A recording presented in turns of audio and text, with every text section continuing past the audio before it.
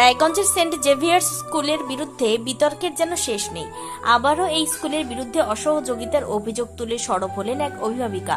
রায়গঞ্জ শহরের সেবকপল্লীর বাসিন্দা প্রকৃতি দাসের মেয়ে ঋষিতা দাস রায়গঞ্জ সেন্ট জেভিয়ার্স স্কুলের ৫ম শ্রেণীতে পড়াশোনা করে।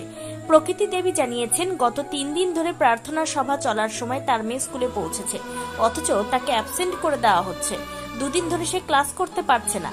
একদিন তাকে ক্লাসে বসতে দেওয়া হলেও লেট অ্যাটেন্ডেন্স লিখে ডায়েরি পাঠানো হয়েছে বাড়িতে। এই ঘটনার পরিপ্রেক্ষিতে রীতিমতন বিতশ্রদ্ধ প্রকৃতি দেবী। তিনি জানিয়েছেন, বাকিদেরকে স্কুলে ঢুকতে দিলেও কেবলমাত্র তার মেয়েকে স্কুল থেকে বের করে দেওয়া হচ্ছে। স্বজন পোষণের অভিযোগে সরব হয়েছেন তিনি। স্কুলের ঊর্ধ্বতন কর্তৃপক্ষের নির্দেশে এই সিদ্ধান্ত নেওয়া হচ্ছে বলে অভিযোগ তার।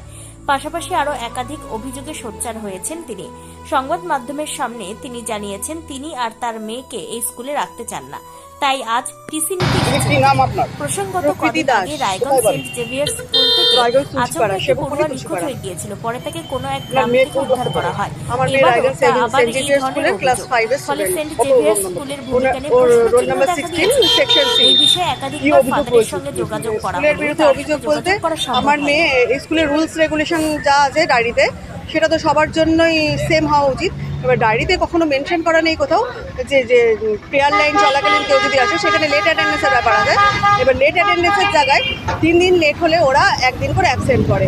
সেখানে আমার মেয়ে লেট হয়েছে, প্রেয়ার লাইন চলাকালীন এসেছে, তখন ওকে প্রেজেন্ট থাকলেও অ্যাবসেন্ট করে দেওয়া হচ্ছে, কিন্তু এরকম কোনো রুলস রেগুলেশন ডায়েরিতে মেনশন করা নেই। এবার এছাড়াও আমার মেয়ের সাথে আরও স্টুডেন্ট এসেছে প্রেয়ার লাইন চলাকালীন। গত 3 দিন ধরে এই ঘটনা ঘটছে। 3 দিন ধরে আমার মেয়েকে ফিরিয়ে দেওয়া হচ্ছে, আর একদিন হচ্ছে নো অ্যাটেন্ডেন্স দিয়েছে গাড়িতে লিখে।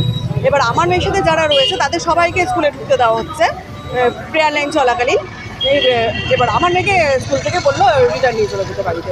2 দিন ধরে আমার মেয়ে ক্লাস করতে পারেনি, আর একদিন হচ্ছে ক্লাসে বসতে দিয়েছে, বাট নো অ্যাটেন্ডেন্স। হ্যাঁ, ফাদারই বলেছেন। ঊর্ধ্বতন কর্তৃপক্ষের কথা অনুযায়ী ওর ক্লাস টিচার ডায়েরিতে লিখে দিয়েছে no attendance as direction by the authority. এবার ওরা অ্যাটেন্ডেন্স না থাকলে ফাদার বলেছে পরীক্ষায় বসতে দেবে না, আর পরীক্ষায় বসতে গেলে টাকা দিতে হবে স্কুলে, 5,000 অ্যামাউন্ট। ওটা ভার্বালি বলছে, ওটা রিটেন ডকুমেন্ট দিচ্ছে না তার জন্য। প্রেজেন্ট কি চাইছে? আর চাইছি তো স্কুল থেকে, এরকম স্কুলে যেখানে রুলস রেগুলেশন সবার জন্য সেম নেই, সেখানে এই স্কুলে আমি মেয়েকে রাখতে চাই না। আমি টিসি নিতেই আজকে এসেছি স্কুলে। এবার এই স্কুল চলাকালীন ফ্যান অফ করে দেওয়া হচ্ছে, বা স্কুলের 2 বা 3 দিন আগে একটা বাচ্চা হারিয়ে গেছে।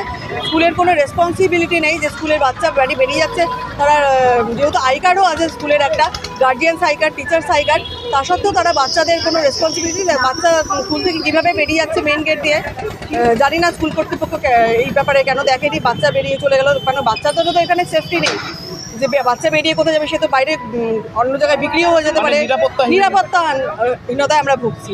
সেই কারণে আমি মনস্থির করেছি এই স্কুলে আমি আমার মেয়েকে রাখবো না, কেন রুলস রেগুলেশনটা মেনটেন হলে সবার জন্য হবে, একার জন্য। আর এই আমার যেটা অভিযোগ আছে সেটা অনেকেরই আছে, কিন্তু সবাই মুখ খুলতে ভয় পাচ্ছে স্কুলের এগেনস্টে।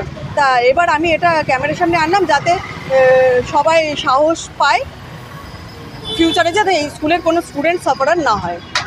আর ওদের গেম টিচার একজন আছেন, উনি আর ফাদার এই ম্যাটারটা স্কুলের বাচ্চাদের ঢোকা বের করানো, যে ঢুকতে না দেওয়ার ব্যাপারে এরা ইনফর্ম আছে, মানে ওনাদের ডাইরেকশনেই বাচ্চাদের ঢুকতে দেওয়া হচ্ছে না।